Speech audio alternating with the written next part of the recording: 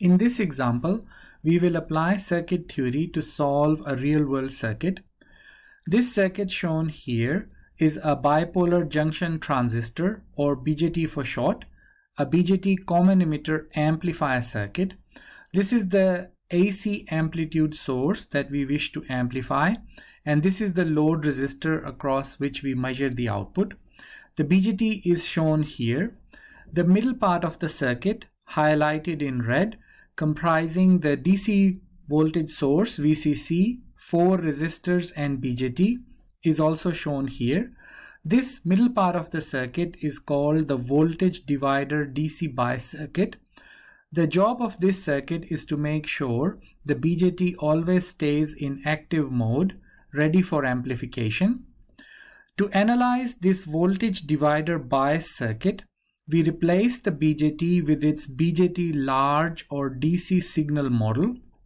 This model is shown here. Between base and emitter, the BJT can be modeled as a constant voltage source having value VBE. Between collector and emitter, the BJT can be modeled using a dependent source. This source is a current-controlled current source, and the controlling current IB is shown here, and beta is the amplification or gain factor. When the BJT large signal model is introduced into this circuit, this voltage divider bias circuit can be redrawn as follows.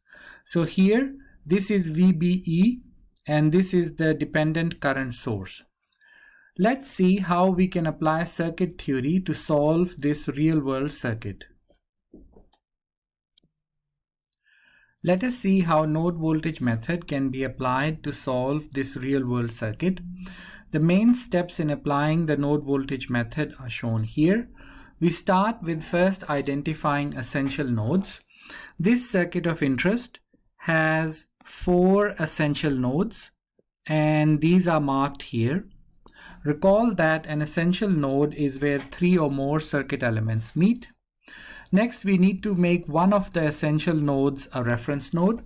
In this case, we can ground this essential node. And then, because the voltage source is directly connected between these 2 essential nodes, the voltage at this essential node is 7.5 volts. Thus, we can label the remaining nodes as V1 and V2, and we can mark the currents flowing away from these 2 nodes. The next step is to check for a supernode.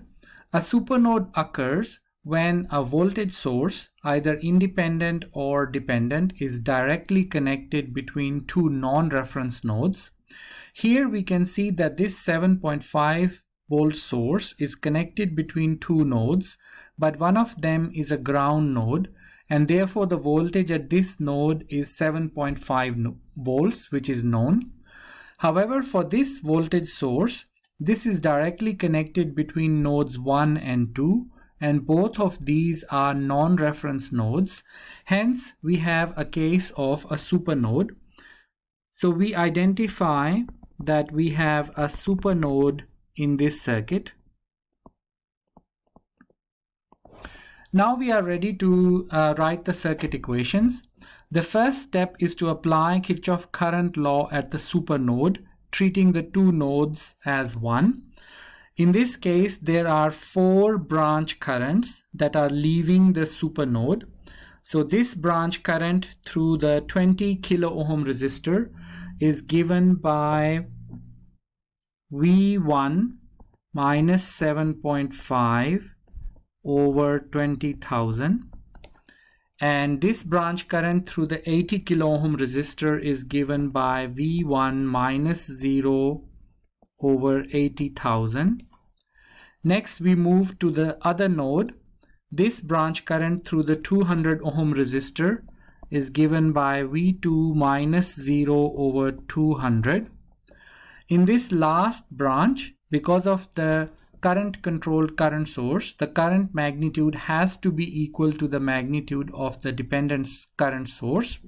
However, we can see that the assumed branch current direction is opposite to the direction of the current source. Thus, we get minus 39 IB is equal to 0. A supernode always gives two equations. One is obtained by applying KCL at the supernode. Next, we need to write the supernode constraint equation.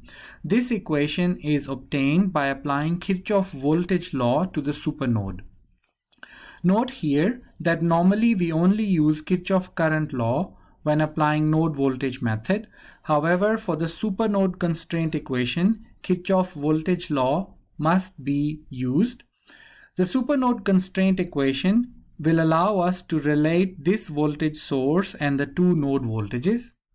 Recall that a node voltage is defined as a voltage rise with respect to ground.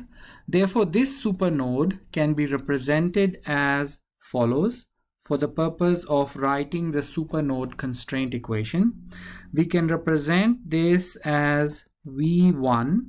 Since V1 is a positive voltage with respect to ground, and then we have the 0.6 volt source, and similarly V2 is a positive voltage with respect to ground.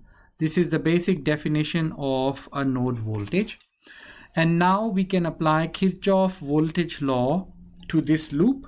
Suppose we assume this direction. The direction actually does not matter. So going from minus to plus is a voltage rise, and therefore we get minus V2. Going from minus to plus is another voltage rise. So using passive sign convention, we write it with a minus sign. And then finally going from plus to minus is a voltage drop. Hence we get V1, and this is equal to 0. Thus, by applying Kirchhoff voltage law, we can get the supernode constraint equation as shown. The last step is to write the dependent source constraint equation.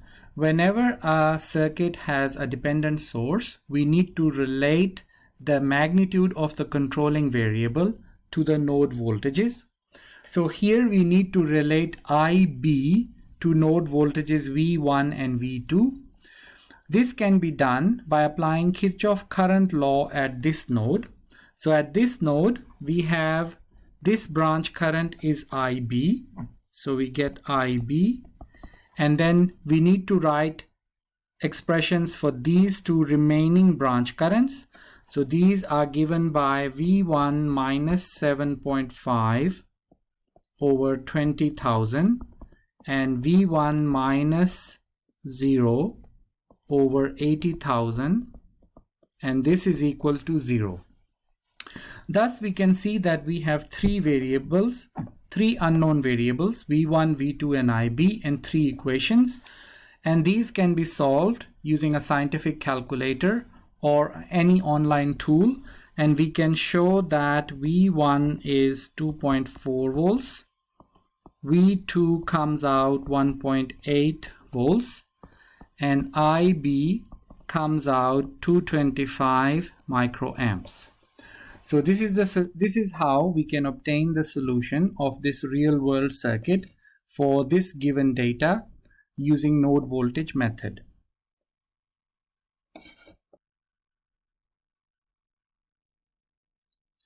Next, let us see how we can efficiently use mesh current method to solve the same real world circuit. The main steps in applying the mesh current method are shown here. Recall that a mesh is a loop that does not contain any other loops within it. The first step is to identify and label the mesh currents.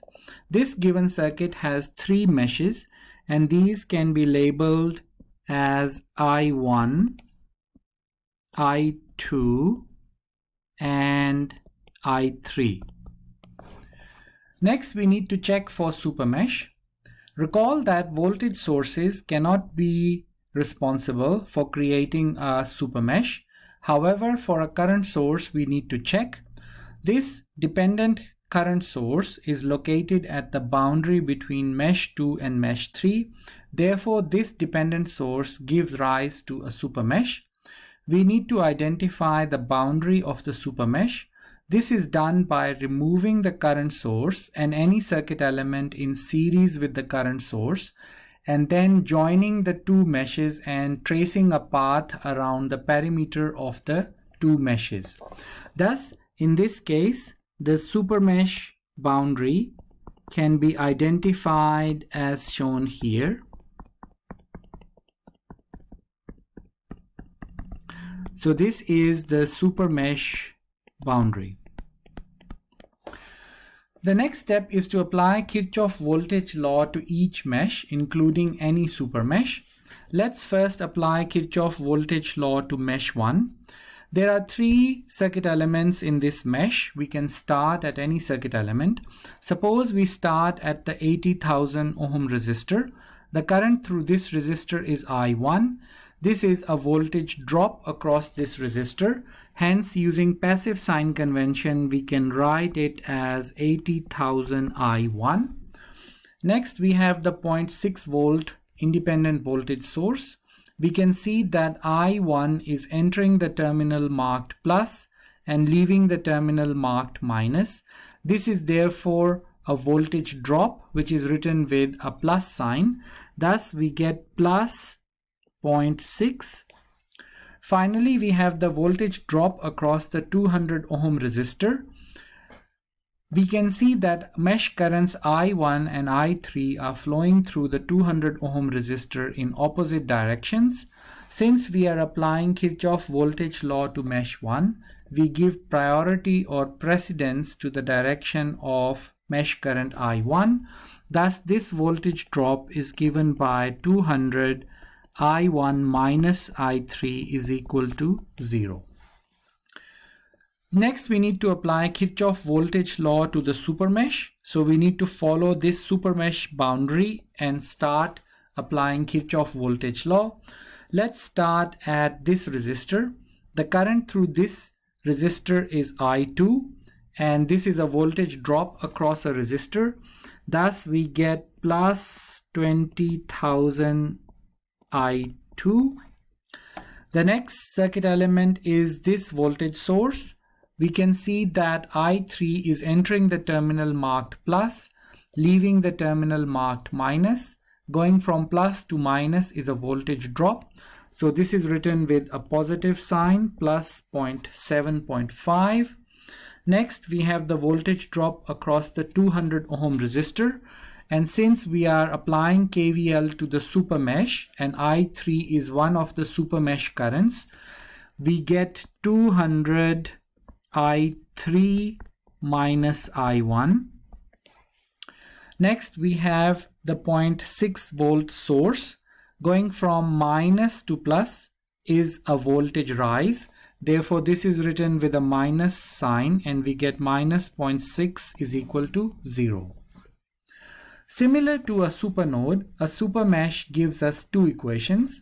One is obtained by applying Kirchhoff voltage law to the supermesh.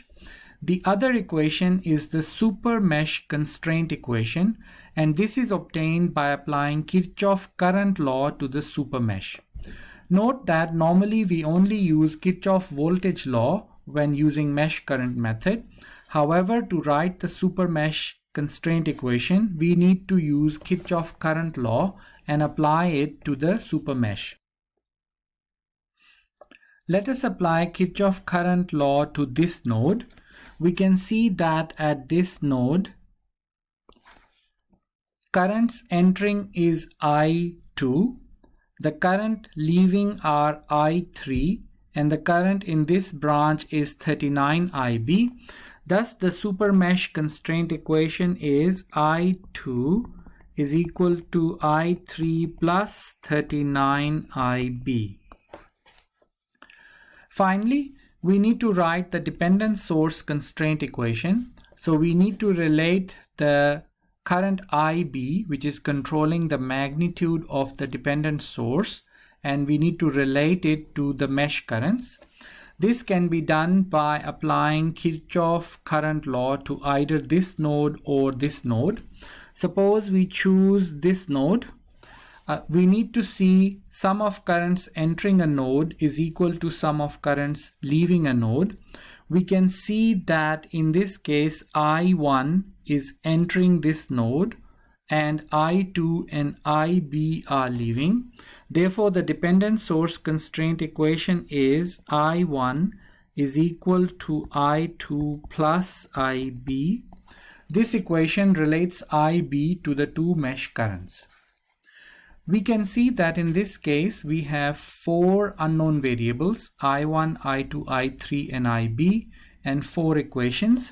These equations can be solved to show that I1 comes out minus 30 microamps, I2 comes out minus 255 microamps, I3 comes out minus 9 milliamps, and IB comes out 225 microamps, same as before. So this confirms the solution and illustrates how mesh current method can be used to solve a real-world circuit.